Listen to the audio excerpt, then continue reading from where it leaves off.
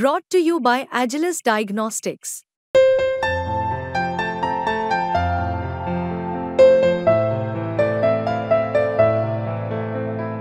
Agilus Diagnostics.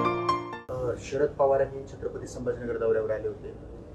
एक अशी भूमिका मांडली जाते की महाविकास आघाडी असेल किंवा विरोधी पक्ष असतील ते या विषयावर ठामपणे बोलत नाहीये, त्यामुळे हा प्रश्न रखडून पडला असं भाजप वारंवार म्हणतं.